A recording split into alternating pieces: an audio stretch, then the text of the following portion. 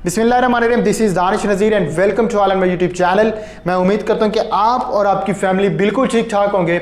आज शेख सादी की एक छोटी सी हक़ाइक़ लेके आपकी पेशी खिदमत हाज़िर हुआ हूँ। एक दफ़ा एक बादशाह जो कि अपने वज़ीरों मशीरों और एक कैदी के साथ एक कश्ती के अंदर समंदरी सफ़र कर रहे थे, और जैसा कि आप जानते हैं कि हालात और मौसम की ख़राबी की वजह से जो समंदरी सूरत हाल है वो बहुत ज़्यादा ख़राब हो जाती है।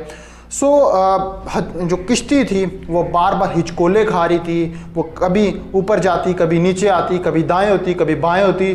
तो बादशाह सलामत और उसके साथी जो थे वो तो इन हालात से वाकिफ़ थे। वो बड़े पुरसकून और बड़े इत्मीनान के साथ कश्ती के अंदर बैठे हुए थे। जो उनका कैदी था, जब थोड़ी सी हवा चलती, थोड़ी सी कश्ती इधर उधर होती, तो वो रोला डालने लग जाता, परेशान होने लग जाता, चीखें मारने लग जाता, चिल्लाने लग जाता कि कश्ती को रोको, मुझे साहिल पे पहुंचाओ, ये क्या हो रहा है। तो ये सारी जो है चीखों पुकार से बादशाह सलामत बहुत ज़्यादा परेशान हुआ। वो बहुत कोशिश उसने कर ली कि इस कैदी को जो है चुप करवाया जाए। उसके साथियों ने भी चुप करवाने की कोशिश की, वज़ीरों मशीरों ने सब ने बारी बारी ट्राई की कि आप ट्राई टू अंडरस्टैंड, आप ठंडे रहें, कुछ नहीं हो गया। लेकिन वो जो कैदी था थोड़ी देर चुप होने के बाद फिर वो जो अपना शोर शराबा शुरू कर देता।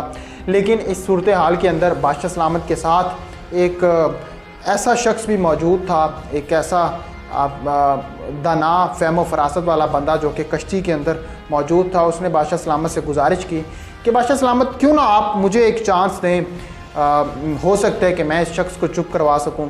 तो बादशाह सलामत ने उसकी तरफ बड़े गौर से देखा कि हम सब ने बड़ी भरपूर कोशिश कर लिया, ये बंदा जो है चुप होने का नाम नहीं ले रहा, तो तुम कैसे कर सकते हो। तो उसने बादशाह सलामत से कहा कि आप सब ने ट्राई कर ली, तो एक चांस मुझे दिया जाए। अच्छा, कहानी को आगे बढ़ाने से पहले मैं हस्बे रवायत आपसे दरख्वास्त करूंगा कि अगर आप इस चैनल पे नए हैं तो चैनल को पहले सब्सक्राइब करें, और अगर आपको वीडियो अच्छी लगती है इसको लाइक करें, कमेंट बॉक्स में अपनी राय का इजहार लाजमी करें।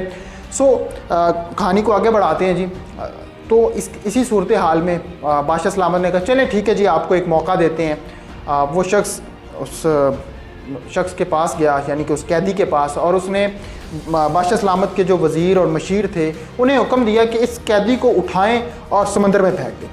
अब बादशाह सलामत इस चीज़ पे हैरान थे कि ये तो शायद इसको मारना चाह रहे हैं, लेकिन उस बंदे ने ये कहा कि आप मेरी एक दफ़ा बात मानें, जो मैं कह रहा हूँ वो करें। बादशाह सलामत ने हुक्म दिया कि आप इस शख्स को उठाएं, इस कैदी को उठाएं और समंदर में फेंक दें। जी, उन्होंने इसी तरह किया कि उसको उठाया और समंदर में फेंक दिया। जब समंदर में उसको 2-4 गोते आए तो उस शख्स ने कहा बादशाह सलामत से कि अब आप इनको खींच लें, अब ऊपर ले आएंगी।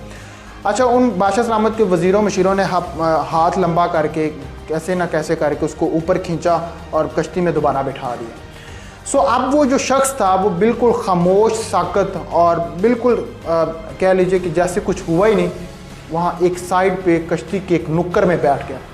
बादशाह सलामत बड़ा हैरान हुआ कि ऐसी क्या बात होगी कि हम सब ने भरपूर कोशिश की, हम सब ने बड़ी ट्राई की, लेकिन इस शख्स ने चुप होने का नाम नहीं लिया। आपने इसको क्या कहा है? आपका इस बंदे को समंदर में फेंकने का ये जो तरीका है, इसके पीछे जो लॉजिक है वो क्या है, वो मैं नहीं समझ पाया। तो उस शख्स ने बड़ा ही सादा सा जवाब दिया। उसने कहा जी बादशाह सलामत, बात कुछ यूँ है कि इस बंदे ने पहले कभी भी जो है ना कश्ती का सफ़र नहीं किया, जहाज़ का सफ़र नहीं किया। मैंने इसको इन हालात से वाकिफ़ करवाया है, मैंने इसको पकड़ा है, जो है ना जी पकड़ के इसको 2-4 गोते दिलवाए। अंत क्या होना था, देखें अब कश्ती के हालात थोड़े से ख़राब होते हैं, कश्ती टूटती है या कुछ भी होता है, तो क्या होना था, ज़्यादा से ज़्यादा ये कश्ती टूट के बिखर जानी थी और हम सब ने डूबना था। ये बंदा उस खौफ को लेके बहुत ज़्यादा परेशान था। तो मैंने इसका खौफ दूर किया है, मैंने इसको पकड़ा है, पकड़ने के बाद इसको कश्ती के से नीचे उतारा और पानी में उतार दिया ताकि इसके अंदर का जो खौफ है वो ख़त्म हो जाए।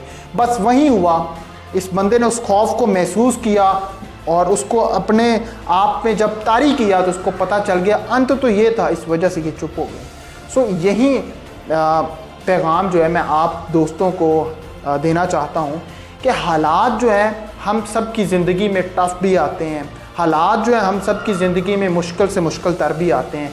कुछ लोग जो होते हैं वो इन हालात का चीखना, रोना, चिल्लाना शुरू कर देते हैं कि ये क्या हो गया, वो क्या हो गया, क्योंकि अब जो कोरोना का क्राइसिस इस कदर बढ़ा हुआ है, इस सूरत हाल के अंदर हम सब शायद नाशुक्री की तरफ जा रहे हैं, हम सब शायद हालात का रोना रो रहे हैं। इसमें भी शायद अल्लाह की कोई मसलहत है, हम इस चीज़ से डिसएग्री कर रहे हैं। देखें, चीज़ों के पर्सपेक्टिव को समझने की कोशिश की जाती है। हमारी ज़िंदगी के अंदर हालात जितने भी बिगड़ जाएं, हमारी ज़िंदगी के अंदर हालात चाहे कितने तंग हो जाएं, हमें हर वक्त उस मालिक कायनात की जो दी हुई नेमतें हैं उसमें पॉजिटिव प्लस पॉइंट तलाश करना है। इसी तरह हमारी ज़िंदगी खुशगवार हो सकती है। हम सब अपनी ज़िंदगी में एक कामयाब शहरी की हैसियत से ज़िंदगी गुजार सकते हैं, हम सब एक पुरसुकून ज़िंदगी गुजार सकते हैं, हम सब आपस में एक दूसरे से पॉजिटिव बात शेयर कर सकते हैं। इसी वजह से हमें जो हालात का जो एंड है वो देखने से पहले जो हालात में हो रहा है उसको भी ऑब्जर्व करना चाहिए। थैंक यू सो मच, आपने इस वीडियो को पूरा देखा, आपका बहुत शुक्रिया जी, बहुत शुक्रिया।